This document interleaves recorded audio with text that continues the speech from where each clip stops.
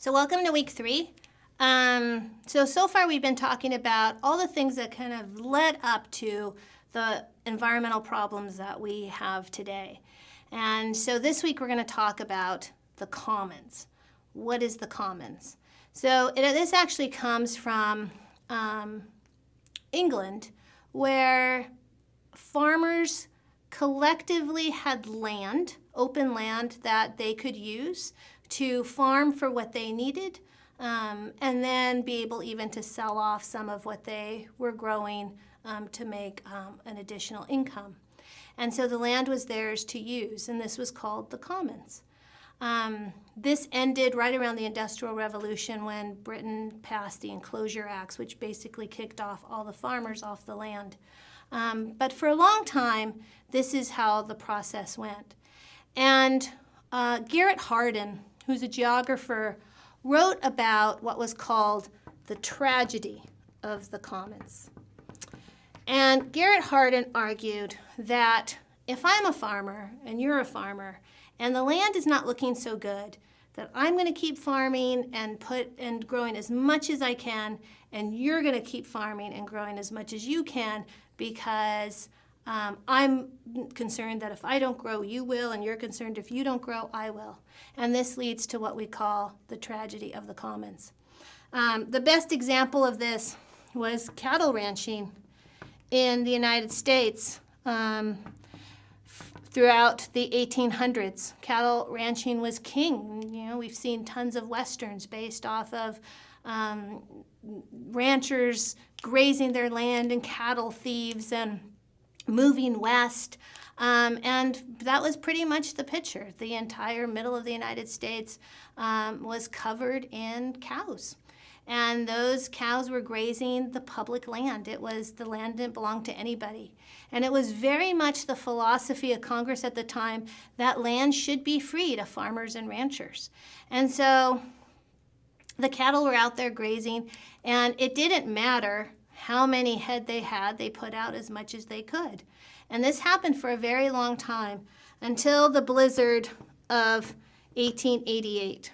And if you look at this first slide, you can see, a frozen cow suffering because of this blizzard. So what ended up happening is the cattle ranchers obviously wanted to be close to water sources, and so they would often illegally fence off areas so that their cows would have access to water, shutting off other ranchers.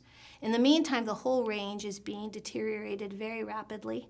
And this blizzard hits in 1888 into 1889, and a lot of that cattle got stuck along these illegal fences and couldn't get out. They were trapped and they couldn't go anywhere else, and they froze.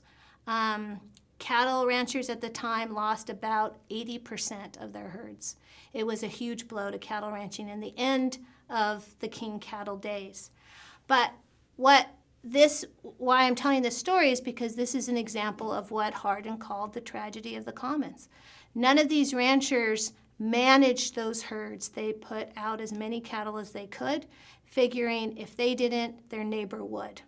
And after that blizzard, even the cattle ranchers came to the U.S. government, came to Congress and said, we need to regulate this. This can't go on in this unregulated way because we're destroying the land. They knew it, and this wasn't working.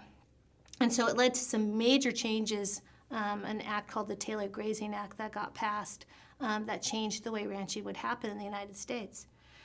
But in the next slide, you can see another example of the tragedy of the commons. So the commons can be all sorts of things. Right now, even think about, what are some commons that you can think of. I'll give you a minute to kind of think about what those might be before I put them up here. One of them is the oceans, right? Most countries will have some kind of jurisdiction over waters so far from their borders. But even then, we all share in the oceans. And what we are seeing is a huge collapse in our fisheries worldwide. the most common example, and the example that you can see in this graph up right now, is the cod fisheries. This was off the northeast coast of Canada and the United States, mainly up toward Canada though. And cod, the rumor was, or the legend was, that cod was so thick off the Canadian waters that you could walk across their backs from boat to boat. And by the 1980s, it was pretty clear that the cod fisheries were declining so rapidly that the fishermen were going further and further out trying to catch more fish, and they just couldn't. And the Canadian government in the 1990s puts a moratorium on cod fishing and says that's it. And as you can imagine, if you're a fisherman, you just want to put dinner on the plate that night. And whole towns turned into ghost towns pretty much overnight. They just disappeared. The cod fishing went away, and so did these towns. It was the tragedy of the commons. No fisherman was willing to step back and fish less, and it took a government action actually to the point where it was too late. The cod fisheries have never recovered in order to stop what was happening. So it wasn't the government that put the fishermen out of business. It was really the fishermen themselves that went unregulated and refused to regulate themselves for so very long. But we're seeing this not just in cod fisheries. We are seeing this worldwide in many, many of our fisheries. So the oceans is one. Another example is the atmosphere. And these are really big global examples, right?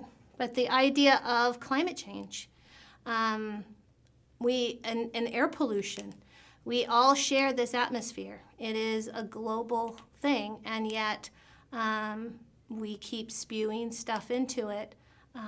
We try to regulate, but no country has been able to just do it on their own. And so we're seeing all kinds of issues with air pollution, and then, of course, climate change. Another example here that you might not have thought about are our freeways. This is a local example. So we all share the freeways, and you may be doing the right thing and decide one day you're going to take the bus, but here's where the tragedy comes into play, is that you're on the bus and with a bunch of other people, and it's you're not quite comfortable, and you have to share a seat with someone that you may not want to share a seat with, and you're stuck in traffic too. Or you see the traffic on the freeway, it looks the same as if you weren't on the bus and you were on the freeway. And so the idea is that, well, if I take the bus, none of those other people are going to take the bus, so why should I?